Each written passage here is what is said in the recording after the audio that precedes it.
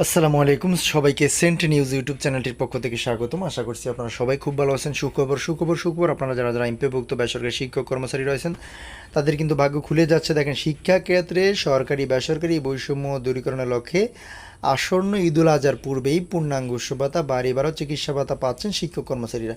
তো আশা করি নাটেনি সম্পূর্ণ দেখবেন। চ্যানেলে নতুন হয়ে থাকলে চ্যানেলটি সাবস্ক্রাইব করে আমাদের সাথে যুক্ত থাকবেন, কারণ আমরা সর্বপ্রথম আপনাদের জন্য আপডেট নিউজগুলো সবার আগে এই চ্যানেলে প্রকাশ করি। আজকের মধ্যে এপ্রিলের এমপিও ছাড় না করলে কাল 10টায় শিক্ষা অধিদপ্তরে ঘেরাও করবেন শিক্ষকরা, এমন একটি শিরোনামে প্রকাশিত হয়েছিল দৈনিক শিক্ষায় 17 মে 2025 রিসেন্ট যে খবরটা।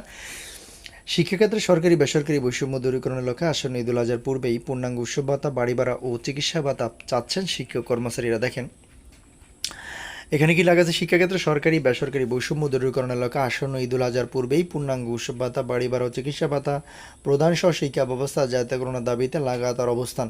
এটা হচ্ছে 17 মে 2025 থেকে শুরু হয়েছে। আজকে থেকে লাগাতার অবস্থান চলবে।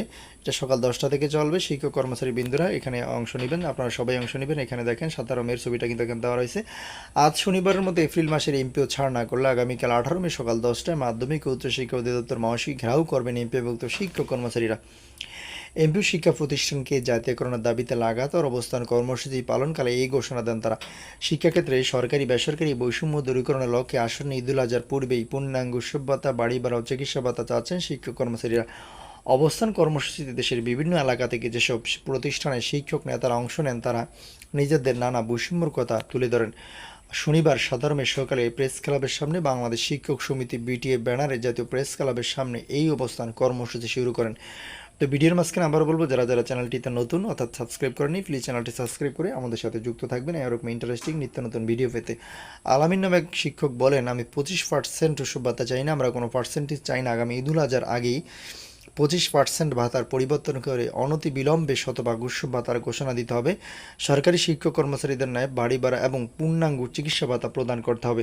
তাদের মূল দাবি শিক্ষা ব্যবস্থা জাতীয়করণের জানিয়ে প্রধান উপদেষ্টা ও শিক্ষা উপদেষ্টাকে উদ্দেশ্য করে এই শিক্ষক বলেন, অগ্রাধিকারের ভিত্তিতে প্রথমে মাধ্যমিক শিক্ষাকে জাতীয়করণ করতে হবে। সাথেই থাকবেন একটু। দয়া করে সকল বৈষম্য ঘুচানোর লক্ষ্যে শিক্ষা ব্যবস্থা জাতীয়করণের ঘোষণা দিন। আর্থিক প্রাপ্তির ক্ষেত্রে সকল বৈষম্য ঘুচিয়ে প্রজ্ঞাপন জারি করুন। 2023 খ্রিস্টাব্দ জাতীয়করণের দাবিতে টানা 22 দিন প্রেস ক্লাবের সামনে লাগাতার অবস্থান কর্মসূচির কথা মনে করিয়ে দিয়ে আলামিন বলেন, কাফনের কাপড় যেহেতু গায়ে জড়িয়েছি, হয় কারাবরণ না হয় জাতীয়করণ। তাছাড়া আমরা এই রাজপথ ছেড়ে যাব না। দেশের শিক্ষা ব্যবস্থার 57 ভাগই এই বেসরকারি শিক্ষক কর্মচারীদের মাধ্যমে পরিচালিত হয় মন্তব্য করে তিনি বলেন, যদি আমি একই কারিকুলামে পড়া, একই বইয়ে পাঠদান, একই প্রশ্নপত্র উত্তরপত্র মূল্যায়ন করি, 57 ভাগ শিক্ষা ব্যবস্থা আমরা দায়িত্ব পালন করি, তাহলে কেন সরকারি ও বেসরকারিতে এত বৈষম্য? এর আগে এমপিভুক্ত শিক্ষা জাতীয়করণ, উৎসব ভাতা, চিকিৎসা ভাতা ও বাড়ি ভাড়া সহ বিভিন্ন দাবিতে গত 22 দিন ধরে আন্দোলনরত শিক্ষকরা তাদের কর্মসূচি স্থগিত করেন গত মার্চ মাসের শুরুতে। তো আশা করি বুঝতে পেরেছেন, আপনাদের এপ্রিল মাসের বেতনটা কিন্তু হয়তো আজকেই দেওয়া হয়ে যাবে। আর সেটা আপনাদের যে দাবিটা পূর্ণাঙ্গ উৎসব ভাতা, চিকিৎসা ভাতা, সরকারি নিয়মে বাড়ি ভাড়া, এটা কিন্তু পেয়ে যাবেন, কারণ এটা কিন্তু উপরোক্ত মহল এটা নিয়ে খুবই আন্তরিক। তো যাই হোক, পরবর্তী নিউজ দেখার আমন্ত্রণ জানিয়ে এ পর্যন্ত শেষ করছি। আসসালামু আলাইকুম।